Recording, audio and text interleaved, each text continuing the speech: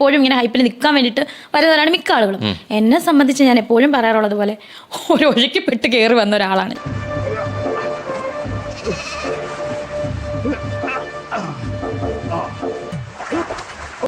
അപ്രത്യക്ഷമാണ്.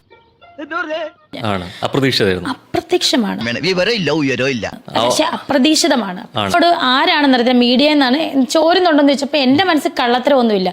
വെറുതെ ചിരിപ്പിക്കരുത്. എന്റെ ഒരു ക്യാരക്ടർ എന്ന് വെച്ചാൽ ആദ്യം കാണുന്നൊരു ഇവക്ക് ഭയങ്കര ജാടി, പക്ഷെ എന്നോട് ഒരു ഒറ്റ തവണ ഒന്ന് സംസാരിച്ചു കഴിഞ്ഞാൽ എന്റെ സ്വഭാവം അറിയും.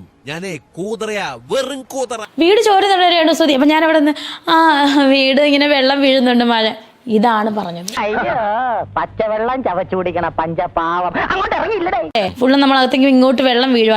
എറിച്ചിൽ എന്ന് പറയുന്നില്ലേ, എറിച്ചിലാണ് ഞാൻ ഉദ്ദേശിച്ച ചോർച്ച.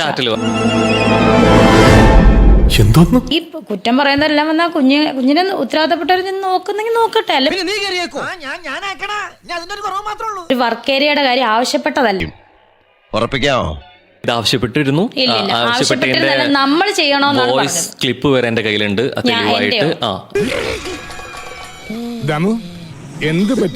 അതായത് വർക്ക് ഏരിയ വേണം, അതില്ലാത്ത പക്ഷം ചെയ്തില്ല എന്ന രീതിയിലേക്ക് നവമാധ്യമങ്ങളിലൂടെ അത് പുറത്തുവിടും.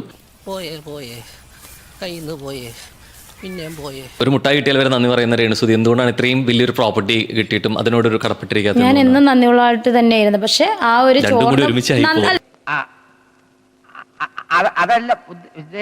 മഴ പെയ്ത് ചോർന്നപ്പോ ഞാൻ പറഞ്ഞു, എന്നോട് ആരോ ചോദിച്ചു, ഞാനത് പറഞ്ഞു, സത്യമായിരുന്നു. ശരിക്കും അവരെങ്ങനെയാ അറിയുന്നത്? അതെങ്ങനെയാ? നീ ഇപ്പൊ ചോദിച്ചതേ ഒരു ആദ്യം ഊണ ആൻസർ.